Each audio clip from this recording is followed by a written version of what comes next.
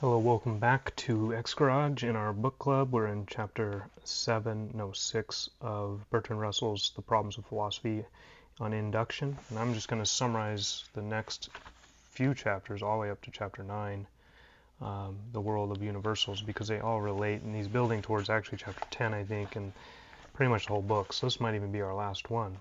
Nothing changes from chapters 1 and 2. Although what's good about this book is you're learning a lot of the basic important concepts and theories of modern or contemporary philosophy built on the past thinkers, but how it's used today. And it's good to know these things because this is essentially some of the key ways of thinking that are taught in universities today and impact the culture and the way the culture thinks, whether people are conscientious of this or not. Everything from psychology courses to basic philosophy courses, which most students have to take at least one or two of those courses in their undergraduate studies from universities. They think in these ways and trying to ground reality and make sense of it. And so I think it's helpful as believers, as Christians, but also as if you're a non-believer, if you're not a Christian, to really think about the basis of your worldview.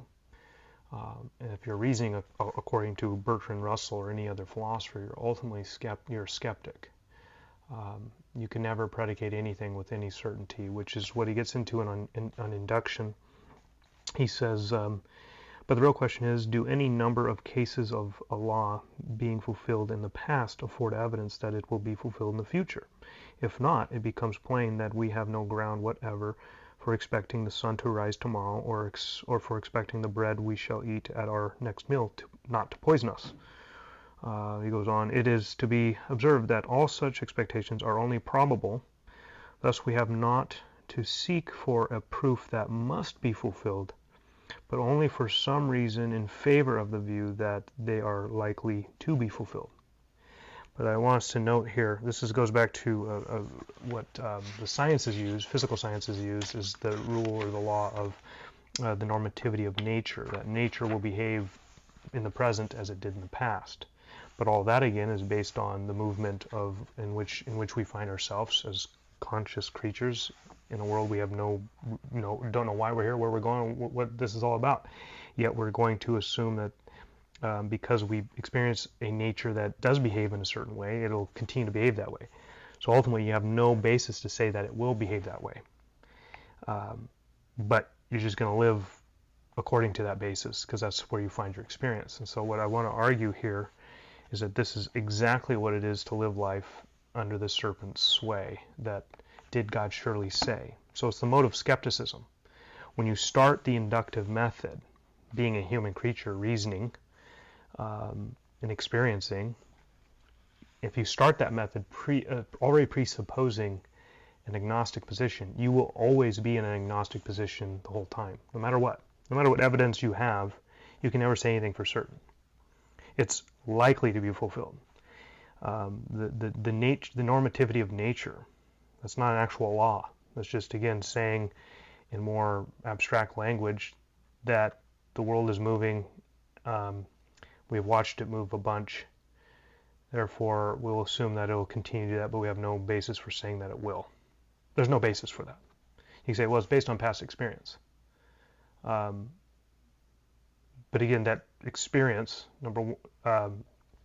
is based on no laws in itself. It's not based on something that should or must happen, like he said.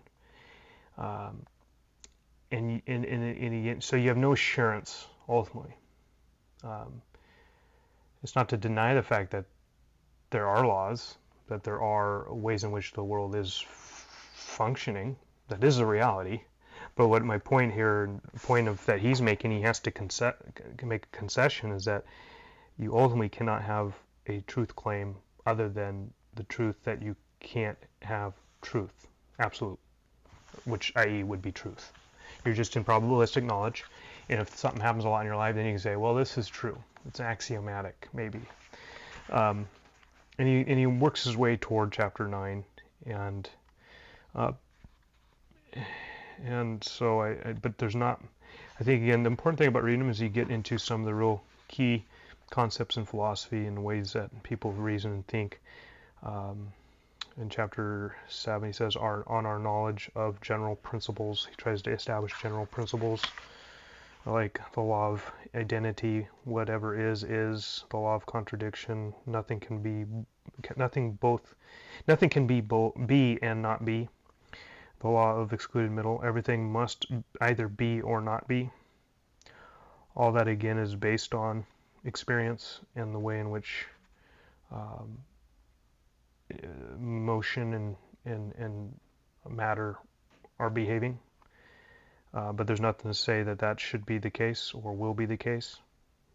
So it's just, again, begging the question. You're ultimately left in utter skeptic thinking you can never plant yourself down on a foundation. Which ultimately, and it goes back to that idea of when we detach ourselves from God's Word, we could no longer say that we live in a creation, that we live as creatures. But we'd have to say, maybe we're creatures, maybe we are created by God, maybe we're created in God's image, maybe we are sinful, maybe we're not, maybe there's no such thing as sin, maybe there's no, we don't know. Well, then create your own maybe, and then call that your truth. That gets into today's methodology of you have your truth, I have my truth. Again, it's a skeptic mode of reasoning from the beginning. If you start, really, I just have to say it. You go back to just mere using induction. You're not really the skeptic needs to prove how, if you're going to start using the inductive method from a skeptic position, which always breeds skepticism throughout the whole equation, which you'll see as you read Bertrand Russell, is that where was I going with that? It ends up when you start the skeptic position.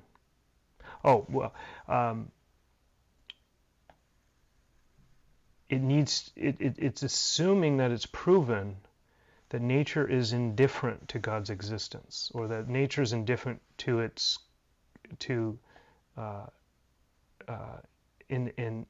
being creation. So nature's indifferent from being the expressed indicative of God's handiwork. So again, that's something that the system is assuming is not the case, or assuming positively. It's assuming positively that nature is indifferent to God, nature is indifferent to being creation, nature. But again, that should show us that it's not that nature is indifferent, it's that we're suppressing the truth from the onset of using the inductive method. Using the inductive method, we're always confronted, as he's doing, he's trying to ground truth, but he can't. He wants to. This whole thing, all the way through chapter 10, applied to the end. He wants to ground truth, some sense of knowledge, because he knows that that's anytime you make a claim, you're actually making a truth claim. To say that there is no truth is to assert truth, i.e. that there is no truth. But how do you know that?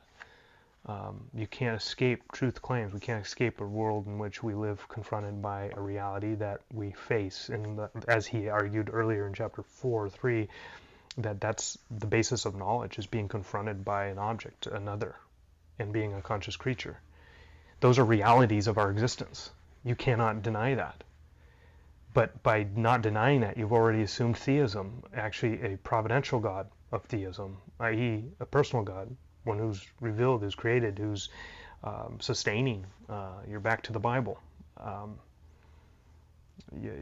So anyhow, I'm not going to go through all the chapters, but he does, again, I'm critiquing it, of course, but there are great things to read from him and learn from him. I highlighted some things where I can go back and review. He talks about a priori knowledge, which I don't think he has any basis for. I think, again, he only knows any of this by experience, but experience is always changing, and he already said that you can't ground truth in ultimately in our own perception of reality, yet alone knowing what the reality truly is. Everything is utterly lost on this system. I have to say it one more time. It goes back to Eden, the fall. It's part of the judgment. Why is it that we are all so lost?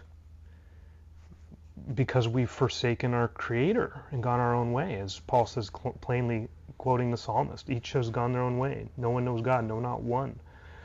And so, again, it's the indicative of our existence. We are all sinful, i.e. we have all turned our own way. We've gone into the speculative mode of existence, setting up and erecting our own truths, our own idols, and so this is just, you just see it working out through some of all this of the philosophical thinkers of the age, and that's how you get into our critical theories that are applied to social theories and in adjusting society to the next voice.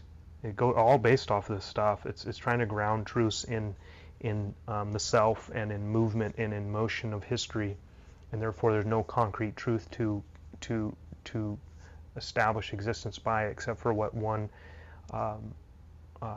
cultivates in the moment, and society must bend to that and form itself to that new voice. That gets more into Hegel and some of the German thinkers other after Kant, but he doesn't get into that. Maybe he does in the last chapters. I might do a video on the very last chapter on he talks about the values of philosophy. I'll be interested in what he says about that after him basically admitting that philosophy knows nothing. It knows nothing. It experiences a lot of things, but can never label or term or name what that experience is, because we are not submitting to God's self-revelation in creation and in our own consciousness, as Paul claims in Romans 1 and 2.